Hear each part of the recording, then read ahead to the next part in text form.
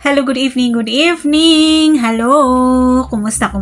Ayan, double camera tayo ngayon. So, siya, kumusta? Mga ka-ex OFWs at saka yung mga OFWs hanggang ngayon. Sana okay na okay yung kalagayan natin lahat, okay? So, tuloy tayo guys. Tuloy tayo sa chika-chika natin sa pagbibigay ng mga tips. Kaya nakikiusap ako sa mga OFWs, yung mga veteranang OFWs na nanonood sa akin. Kung gusto niyo mag-share ng mga tips ninyo, pwede po paki-comment na lang dyan or paki-PM na lang sa akin para magawan natin ng videos. Kasi sa totoo lang, alam nyo kung bakit naisip ko na gawin itong page na to at saka yung channel ko na YouTube channel ko na to. Although itong YouTube channel ko na to gawa pa to sa Kuwait kaya lang medyo hindi ko siya pinapansin.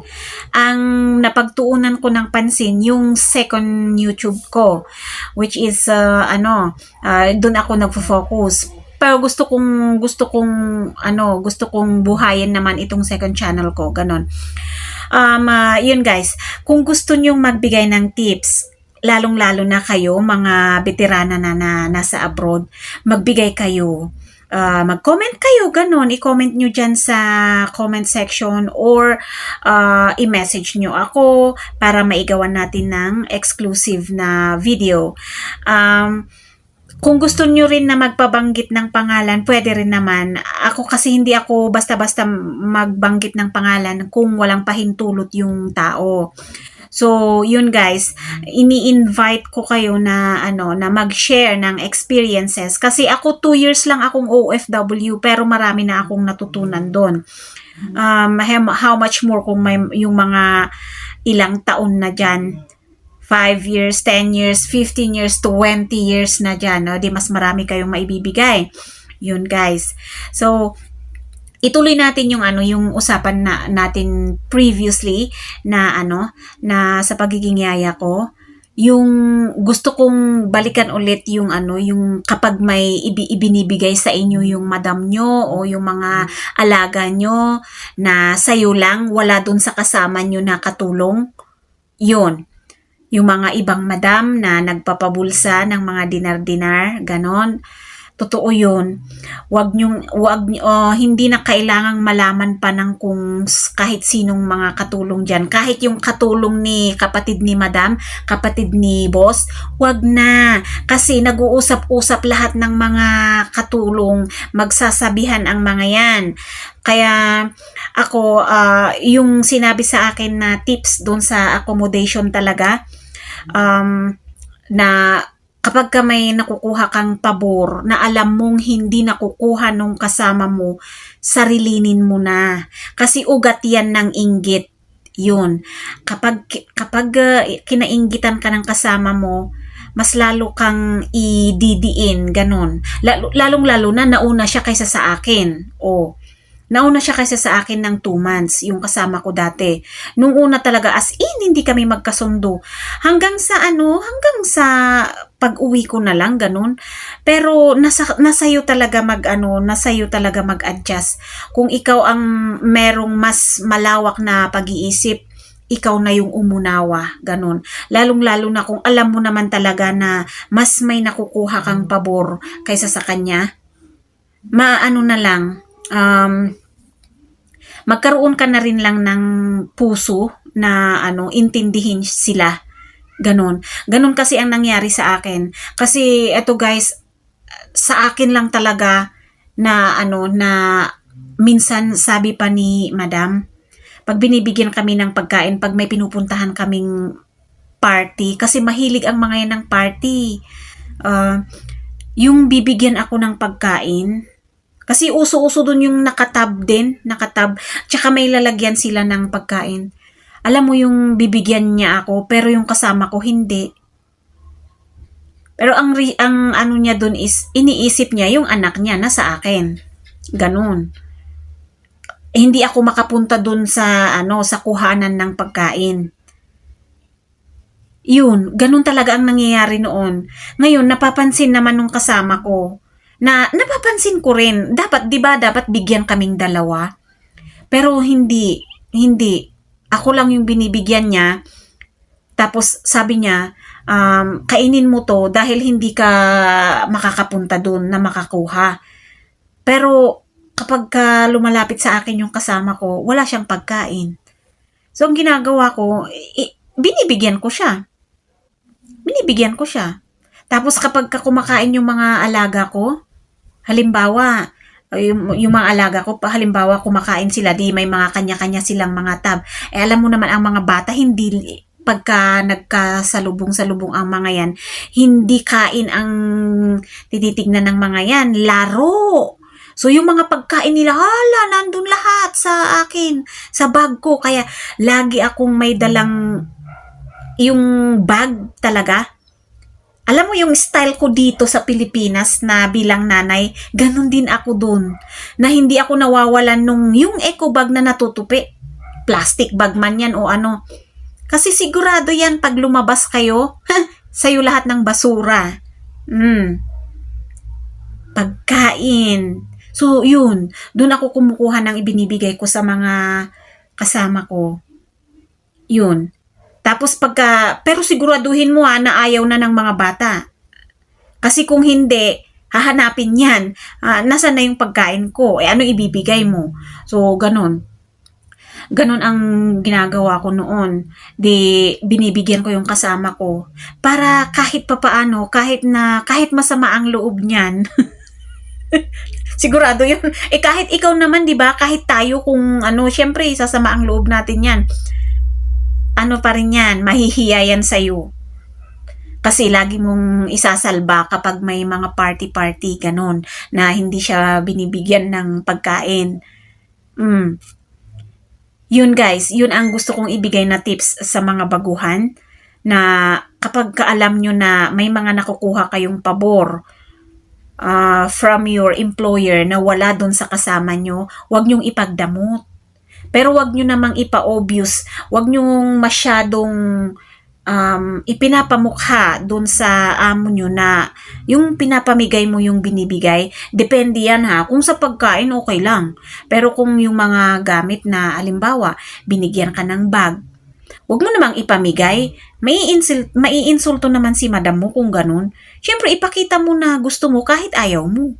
Yun. Pero yung binigay naman ni madam, mga binigay naman ni madam sa akin is okay naman. Syempre hindi ako makabili nun. Makakabili ba ako nun? Hindi Burberry na bag. Hindi yun yung suot ko nung flight ko pa uwi. Tuwang-tuwa si madam na nakikita niya pag may binibigay siya tapos ginagamit mo. Yun. So, yun guys. Ano pa ba? Yun yung about sa inggit. Iwasan ang kainggitan ka ng kasama mo dahil, matindi yan. Hindi ko, anong pangalan? Michelle yata yung dalawa kasi ang Michelle na kasama ko sa Acom noon. Tapos yung nakita ko sa Acom sa Kuwait. Sabi nila, yun talaga ang unang-unang sinabi nila sa akin. Kasi pagtingin nila sa akin, hindi ko alam. Basta sabi nila, nako, mag-iingat ka. Yung mga ganun. Parang, ang daming warning kasi na ibinigay sa akin nung nagpunta ako doon. Kaya parang nahati din yung nung flight ko na talaga na hindi na talaga mababawi pa yung pag-alis ko. Parang doon lang ako nakaramdam na bakit ganun? Parang puro warning.